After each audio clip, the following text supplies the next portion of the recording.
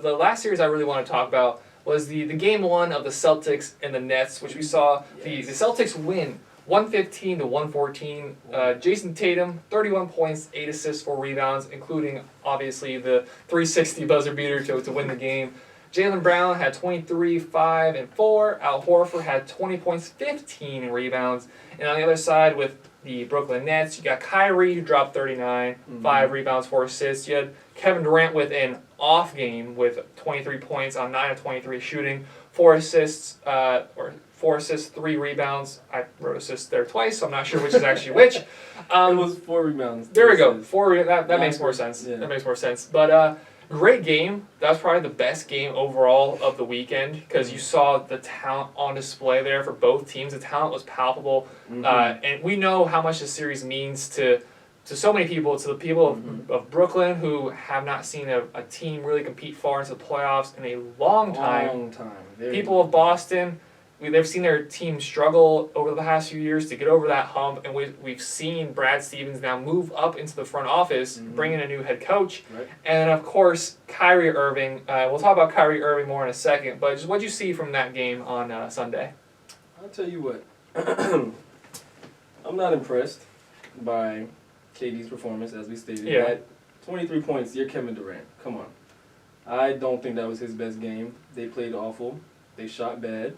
It didn't seem to flow. And as you know, you and me talked about earlier, it seemed like that go-get-a-bucket type of offense. Yeah, it's... Next game, I know Kyrie's going to be out for everybody. Because, one, they were chirping at him.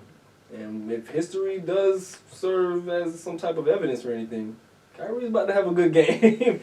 This next game's gonna be good. One other thing I want to say, I'm making it about LeBron. All right, sue me. I'm about to make this about LeBron. We like LeBron. We like LeBron in this household. It's okay. I'm about to make it about him right now. But if you give up that big shot that KD did, if you're LeBron, you're getting shredded. Everybody's talking about it. You're about to be on every tabloid, every report. You're getting talked about. He fell asleep. But nobody did because it's not LeBron. That goes back to me. My ideal that if you're LeBron, everything you do is about to go under some type of scrutiny. That was a breakdown on defense, but that should have been your man in that situation. If you are who you are, if you're KD, Tatum is your man right now. And he fell asleep. So on that part, the Celtics had a good team game, good ball movement.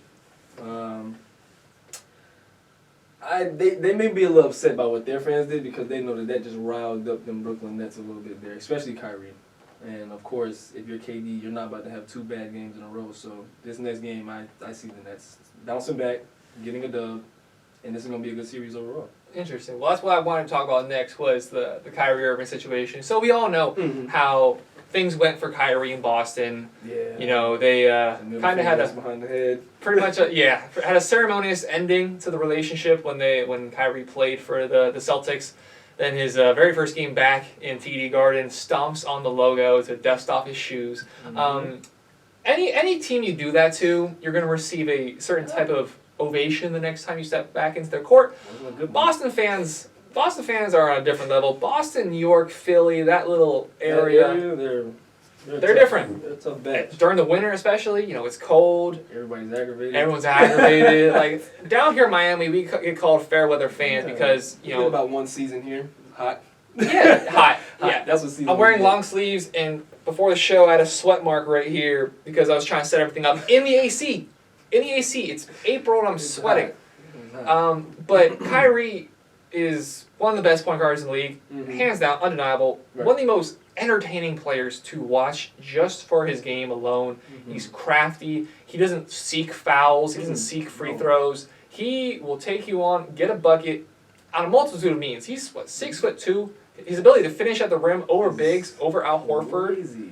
Crazy. His step back threes, we know that's what won them the series back in 2017 against the Warriors. That's a debate we could have. Did that really? We'll do that another day. We'll do that. I'm not sure we're referencing, but we'll do that. Yeah. We'll do that another day. We'll do that one. But it was great, and Kyrie Irving is great. Yeah. But we know there is a different side of Kyrie that it's easy to get in his head. He's very opinionated, which is respectable. Like, if you're going to be you, and he is very much him. Yeah. Now, certain aspects of him, like you could say like he's too soft at times, like that came up to show here. He's flipping off the crowd behind him. He's yelling. Crybaby. Which again, as a neutral, I love it. Oh, I was clapping it up. Keep it going. Yeah. Because this is what we need. I would absolutely love to see Game 7 in Boston. Kyrie step back to the side. Oh yeah. That would be.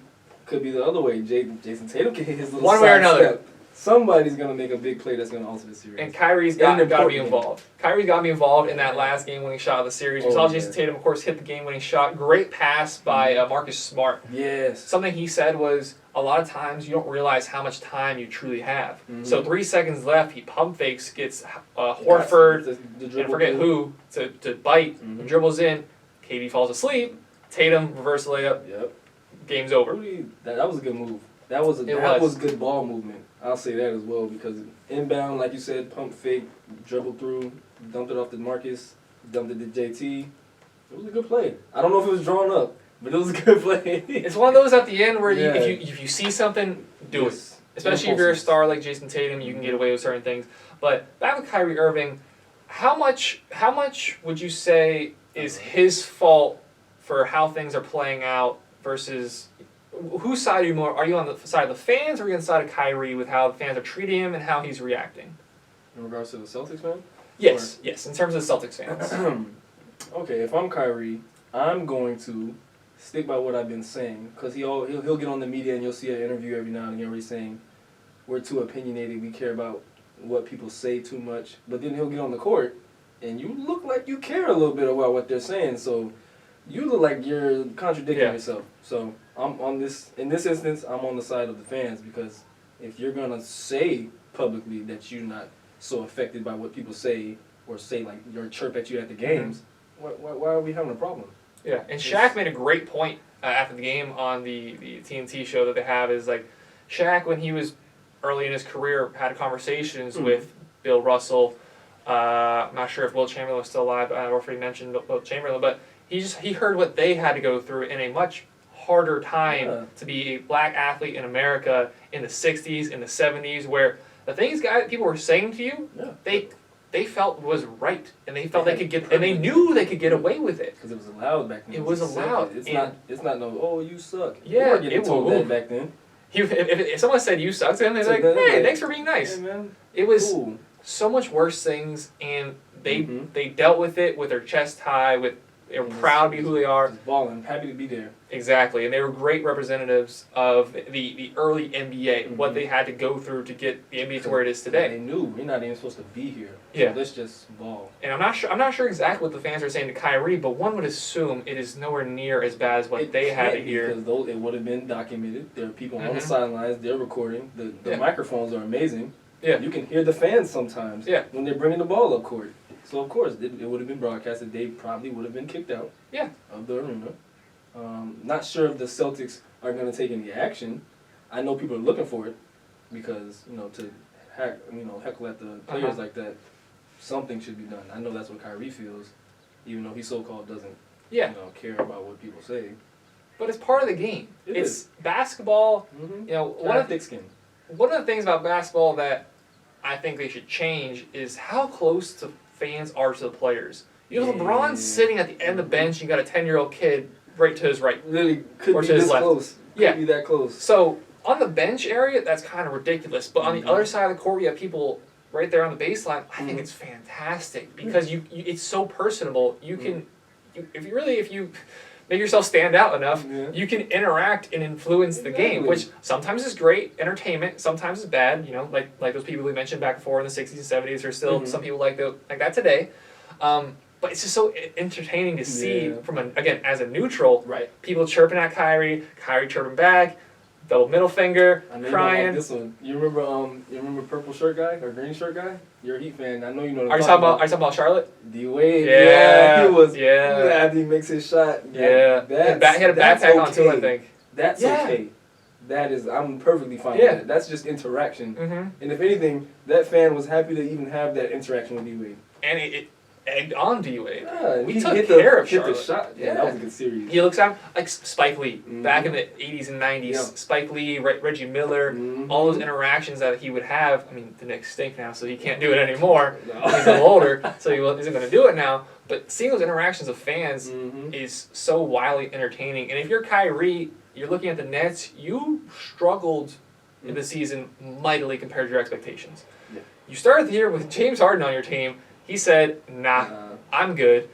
You finish as the 7th seed. You have to go into the play-in tournament just to get to this point. Then you're playing the number 2 seed, Boston Celtics. You know Boston, how they are. Regardless of who you are, they're going to start chirping. Yeah. Nonetheless, if you're Kyrie Irving, guard who left them as ceremoniously as they have, It was fast. you gotta represent yourself and your team in a much more controlled and conservative manner if you're Kyrie Irving. I believe so. But as I stated, you can't be the one to go on, say you're living in a way of something else, and then come out publicly and embarrass yourself. You said you don't care. It's looking like you care. Almost certainly cares. We've seen it with a multitude of athletes across many sports. I mean, Kevin Durant, we all remember the burner Twitter accounts that he's had. The burner. You look at football, like wide receivers especially are kind of known for like their little tweets. Like Jalen Ramsey. Jalen Ramsey was one of the best in the game, but he likes to chirp. He likes to listen to people.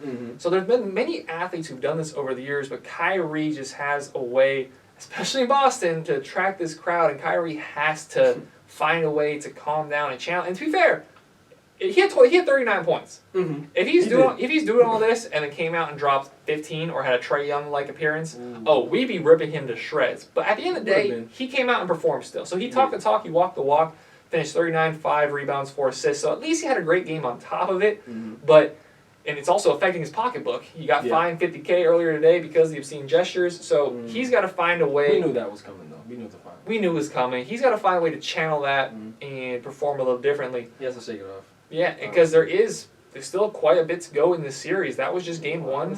They lost by 1 point. 1 point. And KD had an un-KD-like game. Yeah, and that's what I want to talk about next is really the entirety of this series now. Kevin Durant, off game, 9 of 23, 23 points. Kyrie, in the midst of flipping off at everybody, drops 39. Didn't really get much help off the bench. Didn't really have much surrounding talent. Didn't play much good defense. Didn't really have a system, but that's also kind of what we've seen from them over the entirety of the season. But then if you look at Boston, you have Smart, Brown, Horford, all above 20 points. You have a game-winning shot by Jason Tatum, who dropped over 30. So all of your key players, all your guys who needed to step up, stepped up. You played great defense. You played really efficiently. Really, you couldn't really critique much about the Celtics game. And then you only won by 1 point at home on a buzzer beater layup. If you're the Celtics, you gotta be looking at that like, okay, we need to do more. Really in a good position right now? How can they do more? I'll tell you who's about to do more. KD. And that's why Celtics fans should be a little worried, just a little bit, if anything. They do have I actually am. I want to give a shout out to Marcus Smart. First defensive player of the year. That's a guard, says Gary Payton. Deserved. Very much deserved. Well, Bam Adebayo, but... Okay. He didn't even make the contenders list. Are you kidding me? All right. He can guard 1 through 5. Yeah, but he can. No, I didn't say that he couldn't. And then I don't think anybody would say that he couldn't. But you have Fraudy Gobert. Fraudy. That's his name. Fraud. He's a fraud. Like, think so? He blocks. Yeah. But what defense does he play? Other than the blocks? Other than the blocks, what defense does he play? You see an off ball he plays on centers? It's not good. It's awful. It's awful. He's playing off ball on Kleber. I don't even know the dude's first name on Dallas. Max. There we go. There we go. He's playing off ball on him. Maxey had a good game. Maxey did have a good game, but unrelated.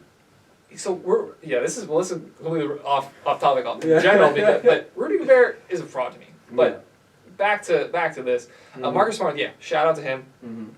Had a great defensive year and made the correct decision to pump fake and pass down low. But the Celtics, perfect decision, did everything correct, and we're still sitting here with a 1 point buzzer beater game. Are the Nets going to turn it around? Yeah.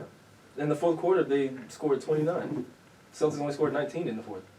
So if anything, the The Nets started to blow their own lead or didn't execute the way they needed to be. They got outscored in the third, but you can only do so much once you get yourself down like that and then give up the big play on defense. But they'll be fine. I think so. One, because as you stated, the Celtics played a nearly perfect game. Brooklyn played a semi-poor type of game. KD only scored 23 and only lost by 1 point. So Brooklyn should be fine. The Celtics, something has to. I don't want to say something has to change, since they did win and were successful. But you know what I mean. Something has to change. You can't allow it to. You can't allow your team to play that good and only win by 1. Yeah, you got to step up defensively. You have the pieces, but then again, the Nets have KD. You gotta test the fact that he is KD. Just like when you say LeBron, you're playing LeBron. I feel like LeBron and KD, same conversation. Yeah, they are. They're both top 3 players in the league. Both, in my opinion, top 10 players of all time. I don't think a lot of people like to give KD that credit yet. But if you say anybody, best offensive player of all time, KD can get every sort of shot at any moment, unless you're double teamed. But I mean, of course, that would be said by anybody. He's pulling up on you. He's pulling up on you. He's driving left. He's driving right. Off 1 foot. You see the shots he's practicing in pregame. It's ridiculous. And if his shoe size is like a few sizes smaller, he might have a ring. He might have another ring. He might have a ring with the turnaround. He might have another move was absolutely ridiculous, and the fact that he almost made it. It blows me. No, he did make it. His foot was just on the line. 2. That's crazy. 2. He's so in a way, I'm kind of happy that the Celtics. I don't like either of these two teams. So both of them pose a different type of threat to the Heat. So I'm not really looking at it from that aspect. I'm looking at it again from a neutral, for somebody who sits here and talks about it. I'm glad Boston won that game, because if they played everything perfectly like they did and they ended up losing and Brooklyn didn't play as well as they can and they ended up winning, the series I think still would go a pretty significant distance. However, I think it'd be pretty clear that the Nets are favored. Now we're sitting here, Boston's up 1-0, played perfect to get there, but at the end of the day, up 1-0. We know the Nets have their struggles in certain areas. What do you see happening for the rest of the series? Who do you... I'll just give it to you straight. Who do you think is going to come up on top at the end of the series? I got to give it to the Celtics. The Brooklyn isn't going to lay down. You know that. But I'd still have to give it to Boston. Even though KD did have his game, that wasn't a regular KD game.